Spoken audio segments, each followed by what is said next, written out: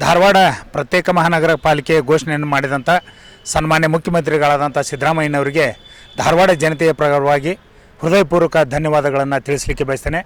ಆದರೆ ಕೆಲವೊಂದಿಷ್ಟು ಜನ ಅದನ್ನು ಕ್ರೆಡಿಟನ್ನು ತಾವು ತಗೊಳ್ಳಿಕ್ಕೆ ಹೋಗ್ತಾ ಇದ್ದಾರೆ. ಯಾಕಂದರೆ ಸರ್ಕಾರ ಅವ್ರದ್ದೇ ಸರ್ಕಾರ ಇದ್ದಾಗ, ಸನ್ಮಾನ್ಯ ಅರವಿಂದ್ ಬೆಲ್ಲದವರು ಇರ್ಬೋದು, ಪ್ರಹ್ಲಾದ್ ಜೋಶಿ ಅವರು ಇರ್ಬೋದು, ಅವ್ರದ್ದೇ ಸರ್ಕಾರ ಇದ್ದಾಗ ಮಾಡಲಿಕ್ಕೆ ಆಗಲಿಲ್ಲ. ಅಂದರೆ ಕೊಟ್ಟ ಕುದುರೆಯನ್ನು ಏರಿದವ ವೀರನೂ ಅಲ್ಲ ಶೂರನೂ ಅಲ್ಲ ಅಂತಾರಲ್ಲ, ಆ ರೀತಿ ಆದಂಥವ್ರು ಇವರು.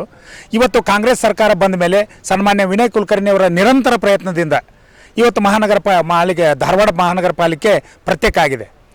ಅದನ್ನು ಸಹಿಸಿಕೊಳ್ಳಾರದೆ ಇವರು ಅದಕ್ಕೆ ಬ್ಯಾನರ್ ಹಾಕಿ ನಾವು ಮಾಡೇವಂತಾರೆ. ಇವರು ಸರ್ಕಾರ ಇದ್ದಾಗನೇ ಇವ್ರಿಗೆ ಮಾಡೋಕ್ಕಾಗಿಲ್ಲ, ಇನ್ನು ಕಾಂಗ್ರೆಸ್ ಸರ್ಕಾರದಾಗ ಇವ್ರು ಏನು ಮಾಡೋಕ್ಕೆ ಸಾಧ್ಯ ಐತಿ?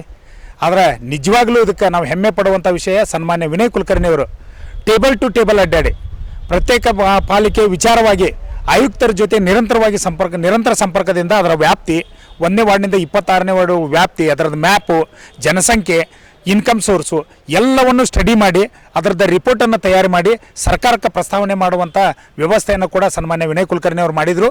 ತದನಂತರದಲ್ಲಿ ಸರ್ಕಾರದ ಮಟ್ಟಕ್ಕೆ ಅದು ಹೋದಾಗ ಟೇಬಲ್ ಟು ಟೇಬಲ್ ಅಡ್ಡಾಡಿ ಹೋರಾಟಗಾರನ್ನ ಒಳಗೊಂಡಂಗೆ ಏನು ಪ್ರತ್ಯೇಕ ಮಹಾನಗರ ಪಾಲಿಕೆ ಹೋರಾಟಗಾರರಿದ್ರಲ್ಲ ಅವ್ರನ್ನ ಕರ್ಕೊಂಡು ಒಂದು ಟೀಮ್ ಮಾಡಿ, ಕಾರ್ಪೊರೇಟರ್ಸ್ ಟೀಮ್ ಮಾಡಿಕೊಂಡು ತಗೊಂಡು ಟೇಬಲ್ ಟು ಟೇಬಲ್ ಅಡ್ಡಾಡಿ ಸನ್ಮಾನ್ಯ ಬೈರತಿ ಸುರೇಶ್ ಅವರು ಇರ್ಬೋದು, ಡಿ.ಕೆ. ಶಿವಕುಮಾರ್ ಅವರು ಇರ್ಬೋದು, ಸನ್ಮಾನ್ಯ ಸಿದ್ದರಾಮಯ್ಯನವರು ಇರ್ಬೋದು, ಎಲ್ಲರನ್ನೂ ಅದನ್ನು ಮನಗಾಣಿಸಿ ಇವತ್ತು ಧಾರವಾಡ ಪ್ರತ್ಯೇಕ ಪಾಲಿಕೆಯನ್ನು ಮಾಡಲಿಕ್ಕೆ ಅವರು ಶ್ರಮಿಸಿದ್ದಾರೆ.